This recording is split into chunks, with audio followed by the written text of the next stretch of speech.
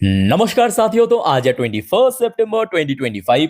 दोस्तों, बात करेंगे इस वीडियो में पिछले 2 दिनों पे भारत सरकार द्वारा कुछ वाइटल प्रोजेक्ट की घोषणाएं किया गया है। इन्हीं सब घोषणा के ऊपर आगे चर्चाएं करेंगे और उसके साथ साथ मोस्ट इंपॉर्टेंटली इन सब प्रोजेक्ट के कारण कौन कौन सी कंपनी को नियर फ्यूचर में या लॉन्ग टर्म में पॉसिबली बेनिफिट मिल सकता है आपके साथ मैं शेयर करूंगा। तो चलिए ज्यादा बातें ना करके पहला प्रोजेक्ट के ऊपर मैं आपको लेके चलता हूं। तो यहाँ पे आप देख सकते हो, ये है 20 तारीख की अपडेट। 20 तारीख मतलब यस्टरडे, आज है 21 तारीख।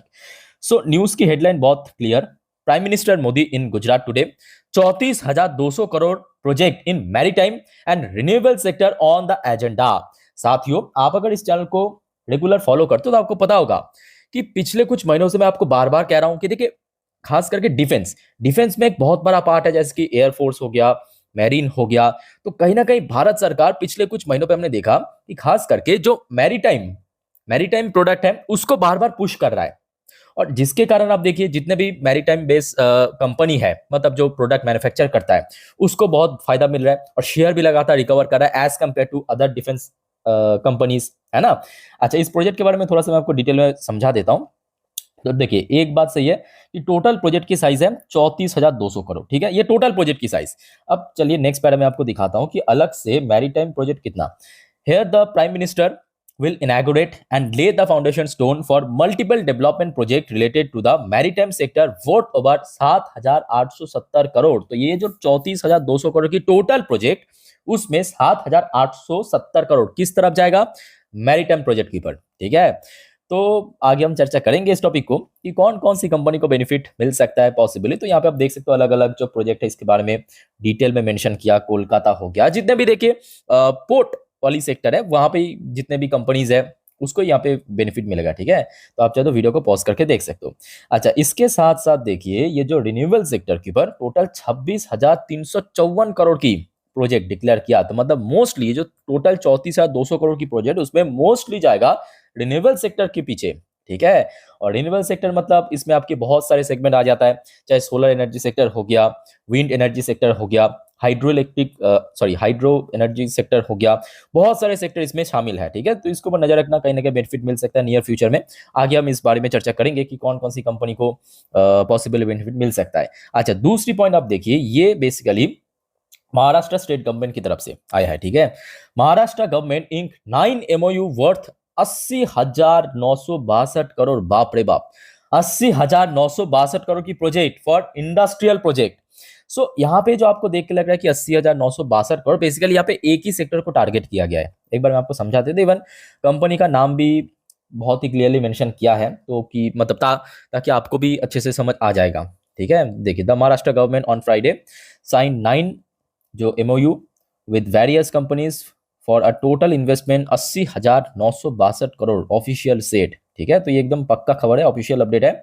और स्टेट गवर्नमेंट की तरफ से ये भी कहा गया, जिसके कारण मतलब ये टोटल प्रोजेक्ट के कारण लगभग 40,300 से अधिक जॉब क्रिएशन भी होगा, है ना।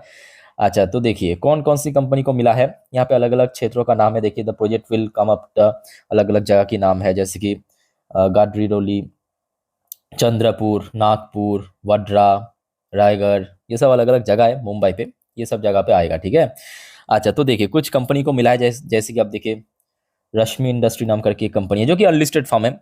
और यहाँ पे आप एक और कंपनी का नाम देख सकते हो, जिंदाल स्टेनलेस। तो इसको अलग से बताने की जरूरत नहीं है, एक लिस्टेड फर्म है, इसको डायरेक्टली बेनिफिट मिलेगा।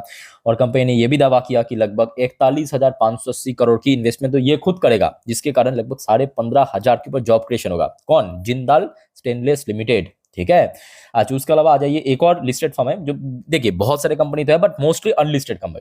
तो कुछ लिस्टेड कंपनी का नाम यहाँ पे मेंशन किया है, बस देख लीजिए। जैसे कि हरिओम पाइप हो गया, एक लिस्टेड फर्म है।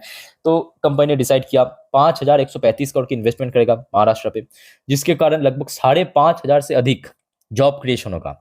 ओके, ये दो आपको लिस्टेड कंपनी दिख जाएगा। अदरवाइज और भी बहुत सारे कंपनी है, यहाँ पे आप चाहे तो वीडियो को पॉज करके पढ़ सकते हो।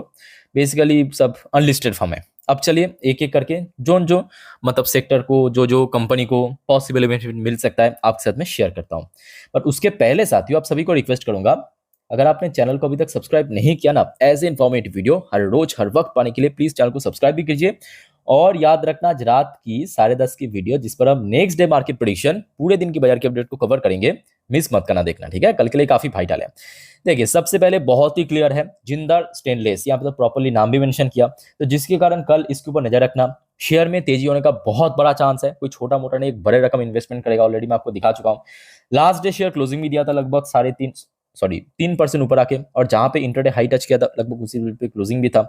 पिछले 1 महीने पे देखिए शेयर उतना ज्यादा तो रिकवर नहीं कर पाया, बट कंपनी वाइज अगर हम बात करें खराब नहीं है, ठीक है, अच्छी कंपनी है।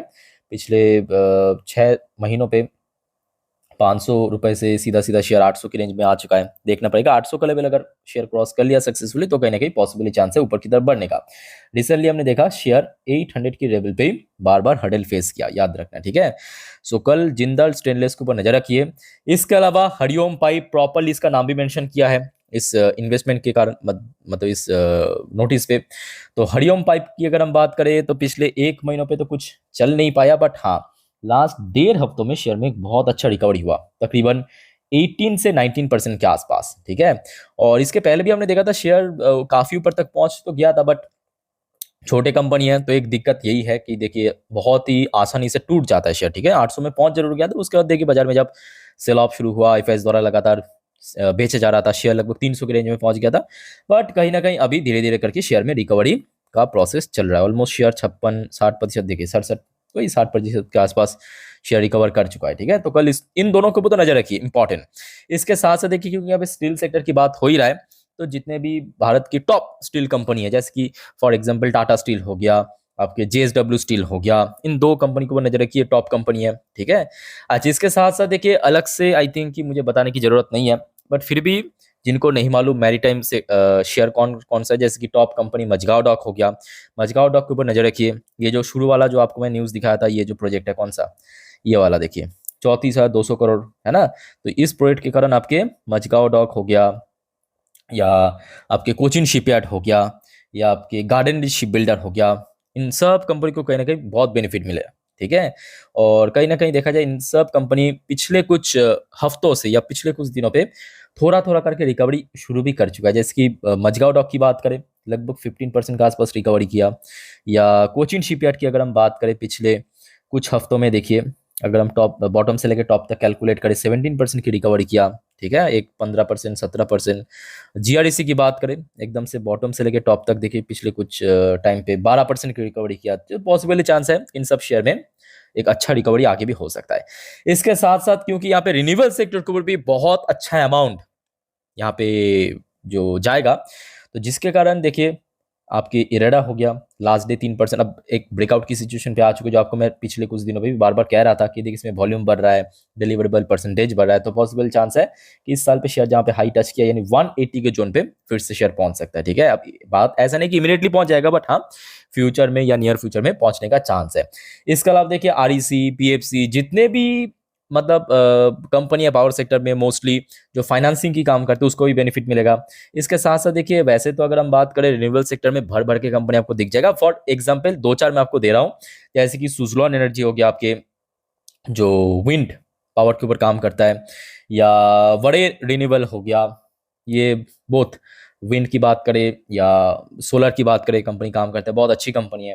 या अदानी ग्रीन की बात करें इस सेगमेंट की, एक टॉप कंपनी, इसको ऊपर आप चाहे तो नजर रख सकते हो। इवन इसके अलावा जो हाइड्रो इलेक्ट्रिक पावर, एनएचपीसी, एसजीवीएन, इसको ऊपर नजर रखिए, ठीक है। तो ओवरऑल बात करें कहीं ना कहीं देखा जाए इन सब कंपनी को नियर फ्यूचर में या फ्यूचर में बेनिफिट मिल सकता है। अब देखिए बात ऐसा बिल्कुल भी नहीं है कि इमीडिएटली बेनिफिट मिलेगा, इमीडिएटली आपको एक इंस्टेंट मतलब जो इंस्टेंट इंपैक्ट वो आपको कल दिखाई दे सकता है। सो लेट्स सी कल बाजार की सेंटीमेंट किस तरफ रहता है या सेक्टरल वाइज किस तरफ रहता है। तो बहुत सारे की फैक्टर्स है जिस बारे में ऑलरेडी लास्ट 2 वीडियो में चर्चा कर चुका हूं, ठीक है। तो दोस्तों इस बारे में और कोई आपका डाउट है या कंफ्यूजन है प्लीज कमेंट करके बताइए। फिलहाल इस वीडियो को वाइंड अप करता हूं, वीडियो अच्छा लगे तो लाइक करना, चैनल को सब्सक्राइब करके रखिए। मिलते हैं नेक्स्ट वीडियो में, टेक केयर, बाय बाय, जय हिंद।